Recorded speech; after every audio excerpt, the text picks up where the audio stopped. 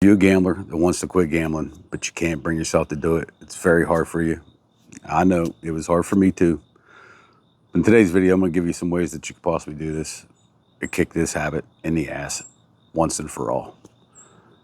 The very first way is you got to acknowledge the problem. You got to be honest with yourself. And this is easier for people that have been doing it longer than people that haven't. If you've been gambling for a long time, you got a long history to look back on. And reflecting will open your eyes. If you're honest with yourself, you'll see just how much money you've lost. And it's not just the money, it's the time. You know, you're spending an abundance of time in a casino or online. You know, how many times have there been something going on, an a birthday party, whatever, and instead of going and doing that, you choose to sit at home and sit in front of a TV because you put some money on a game. So it's chewing up a lot of time. Hell, for me, if I added up all the time that I spent gambling instead of doing anything else, it's easily 3 to 5 years consecutive I've spent gambling. That's a lot of time of somebody's life that you can never get back, when I could have been doing something totally different. So yeah, just you got to be honest with yourself. Just self-reflection, that helps a lot. It hurts, but it'll help a lot, especially if you've been doing it longer. Another way is seek support. Find a support group or 2 or 3, however many it takes. There's many of them online. You can go online and join a support group. You know, there's gamblers just like you and I that are in there dealing with the same issues. Everybody shares their stories. You know, it helps you see that there's other people that are going through the same thing as you and having a hard time. Hell, you could just go back to my other videos and just read the comments. You'll see there's a lot of people, man, that have dealt with a lot of issues with gambling. So when you see that, it opens your eyes, helps you get rid of the habit. Another way would be limit your access to your money.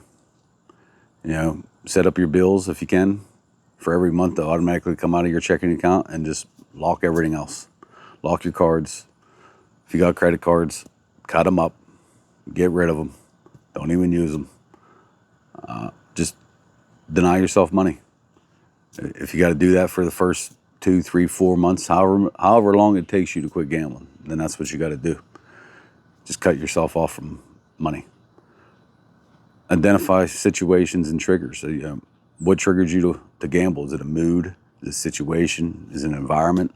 Like if you go to a cookout and there's a bunch of people over, and next thing you know, here's a group of 5 guys or women, whatever, and they start talking about gambling, and it makes you want to gamble. And you need to get away from that situation, even if you got to leave. You know, either go to a different part of the party, the cookout, hang out with other people, or just leave if you have to. If that's what you got to do, that's what you got to do. I mean, they might ask you why you left. I mean, you could come up with another reason if you want, but you could also be honest, be like, hey, I'm a recovering gambler, and people were talking about gambling, and I just left. I don't want to be around it. So you could do that. You could also replace it with a hobby. Replace it, gambling, with a job, an activity. You know, go fishing, go hiking, go camping, go running, go jogging, go to the gym, go play pool, whatever. Anything to occupy your time, to keep you from having time to go gamble. The more you sit around, you're bored. At least for me, I would get bored. Like, oh, let me see what games are on. Okay, this is on. I'm gonna place this bet, this bet. If you occupy your time and occupy your mind, you're less likely to gamble. Set financial goals. You know, I do this every day now. Every morning I log into my checking accounts. I got 2 of them, and I just look at the numbers. Because the reason why I do this is because they are now going up. As I continue to work and make money and save it, not gamble and throw it away, my numbers are going up every week, every day, every. It's so much more motivating to where for years, hell, I wouldn't even see my numbers move other than down, because I would go gamble a paycheck away within a day or 2. It'd be gone. So I never got to see my numbers go up. They would always be going down. So that's just another motivational tactic that I use. I just look at my checking accounts every day, every single morning. just find ways to trick your mind. It's what it's going to have to take. You're going to have to be honest with yourself and trick your mind. Do whatever it takes to get away from whatever makes you gamble. Just, man, gambling's rough. It is. It's a tough subject for a lot of us to talk about. Even me making these videos, they're hard to make because it's still there. And that's another thing, like new gamblers that haven't been doing it very long. Like a lot of them think that 2-3 years is a long time. That's nothing. And they think that, you know, people are born addicts. You know, you're addicted to gambling when you're born. No, I started out making $10 bets once a week. That's how I started. I wasn't an habitual offender or a degenerate or anything. It builds up over time, and the longer you go, the worse it could get. And that's all I'm trying to do these videos for, is to prevent it. I hate to see people just throw their lives away, even their families. I mean, a lot of people do it. And a lot of people like to say, oh, it'll never happen to me. I got systems, I got bankroll, I got this, I got that. I get it, yeah. I've said it too many times. Many of people have said it many times. It can still happen to you over time. The longer you do it, the chance is there.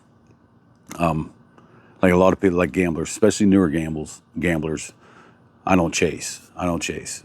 To me, over a lifetime of gambling, if you're down, you're chasing. I don't care if you're making $1 bets forever. As long as you're behind and you're down and that casino's got your money, you're chasing. Whether you want to admit it or not, you're chasing your own money that you lost. However many years ago, over that time, you're chasing it. Whether you're trying to get it back all at once or whether you're trying to get it $1 at a time, you're still chasing your money. But again, I know there will be people in the comments that are going to disagree with me, but that's fine. I've heard it all, seen it all. You know, it just happens with time, with experience. But again, to those of you who want to quit, I'm rambling now. You can do it. I believe in you. It's hard. We know it's hard, but you can do it. You just stick your mind to it. Stay committed. Be patient. If you do have a setback, don't be hard. I mean, yeah, be hard on yourself a little bit, but like, don't go over the edge. Just reset. Try again. Just keep trying until you're able to do it. That's the only thing you can do. Because if you give in, then you're just going to return to being an everyday gambler. And you're just going to set yourself back for however many more years. You know, it'll be another 6-7 years, and you'll be like, oh man, I quit for a week or two, and then I went right back to it. If I'd only stuck to it. So yeah, just don't be hard on yourself. I believe in you. But that's all I have for today. Again, these are hard to make, but I'm making them. So be easy on me in the comments. All right. Y'all have a good day, and I'll see you in the next video.